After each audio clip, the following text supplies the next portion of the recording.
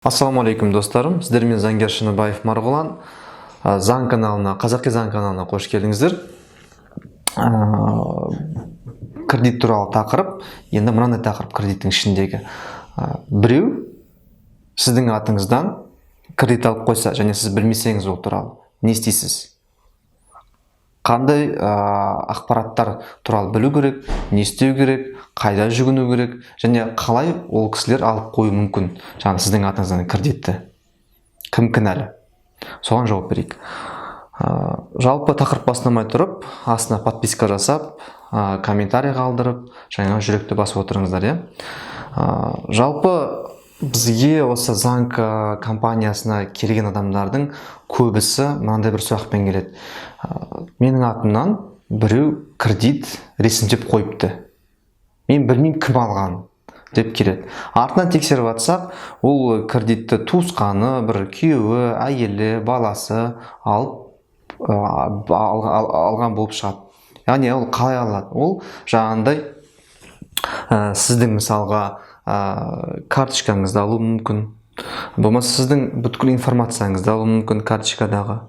Одан басқа да бір счетыңызда түскен кезде, сөйтіп паролін бәрін білет, сізге түсет, кредит түскені өзіне аударып алады, болмаса шығарып алады ақшаны, туысқандарыңыз.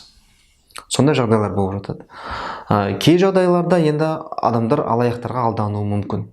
Мысалға, көбінесе мынандай болады. Бір кісі келеді де айтады, міне досым осында, менің қазір өзімнің атымда кредит бар, Каспий Голдым жабық.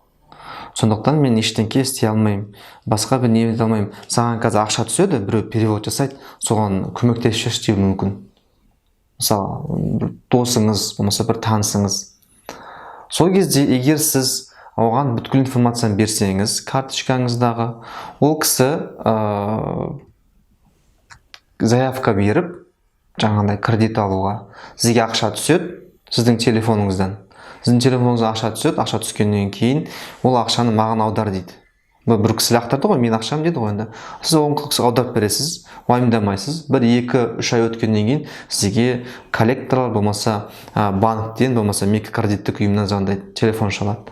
Сіз неге кредитіңіз төлемей жүрсіз деп. Жаңағы сіздің танысыңыз шын мәнінде келген кезде сіздің атыңызға кредит ресімдеген болып анықталады.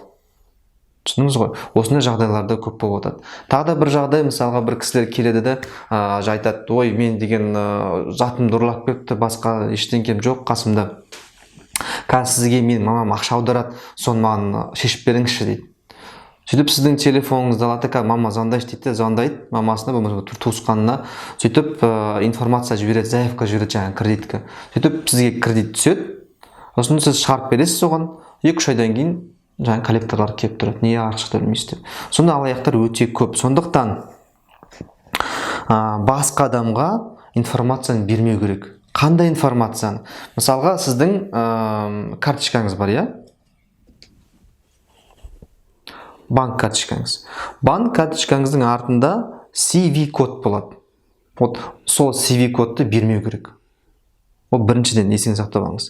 Екіншіден, сіздің карточкаңыз датасы тұрады, яғни шыққан күні. Сол күнін, датасын, информацияны беруге болмайды. Ол екіншіден. Үшіншіден, сіздің карточкаңызда сіздің аты жөніңіз ағылшынша жазылған болып табылады. Сол информацияны беруге болмайды. Осы үш информацияны беруге болмайды біреуге. Яғни өзіңіз туысқаныңыз болсын, жаңағындай танысыңыз болсын, болмаса даладан бір кісі келіп сізге көмектессе де осы информацияны беруге болмайды. Содан кейін өз телефоныңызды қолына беріп қойуға да болмайды. Кодыңызды бәрін айтып. Өйткені сіздің телефоныңыз арқылы ол жаңағындай заявка беруі мүмкін. Не үшін? Өйткені біздің қазір телефон нөмірлеріміз Каспий Голдқа тіркелген, екеу-бірге тіркелген, привязаны. Сондықтан өзі телефоныңызды да қолына беріп қоюыңызға болмайды. Сөйтіп алаяққа алданып қалуыңыз мүмкін. Егер енді бұл сондай жағдай болып қалса не істеу керек? Егер сіздің тума туысқандарыңыз, болмаса танысыңыз, болмаса бір адам көмектескіңіз келді, айтады сізге ақша аударады деп. Мысалы, қазір біз сізге ақша аударады, соны шешіп беріңізші дейді. Ол кезде сіз иін нөміріңізді берсеңіз, және телефон нөміріңізді берсеңіз жеткілікті. Терминал арқылы иінмен салады, Ал Каспий Голдпен жаңа басқа немен аударатын болса, мобильдік приложениемен, онда телефон нөмірімен аудара салады. Артық информация беріп қажет жоқ. Сонда сіз өзіңізді қорғап қала аласыз, алдын ала қорғап қала аласыз. Түсіндіңіз ғой, бұл шығу жолы, бұл ситуацияға бас ұрмау жолы. Ал егер сіз енді алданып қалсаңыз, не істейсіз? Уже кеш. Сондықтан бұл кезде егер кредитті сіздің атыңыздан біреу алып алса, бір алаяқтар болса, сол сізге кредитті қандай ұйым берді? Сол ұйымға барасыз, ол банк болуы мүмкін, микрокредиттік ұйым болуы мүмкін, әртүрлі. Сол ұйымға барып арыз жазуыңыз керек. Ішкі тексеріс жүргізу туралы. Ішкі тексеріс жүргізу арқылы, егер шын мәнінде сіздің атыңыздан біреу несие алатын болса, олар ішкі қорытынды шығарып, сіздің ақшаңызды, кредитіңізді нөлге айналдыруы мүмкін, аннулировать етуі мүмкін. Болмаса, егер ішкі тексеруден кейін ешқандай қорытынды болмайтын болса, ары қарай құқық қорғау органдарына, яғни РОВД-ға сіз арыз жазсаңыз болады. Қылмыстық іс қозғау туралы. Осы алаяқтық іс бойынша, яғни сіздің атыңызға біреу несие ресімдеуі бойынша.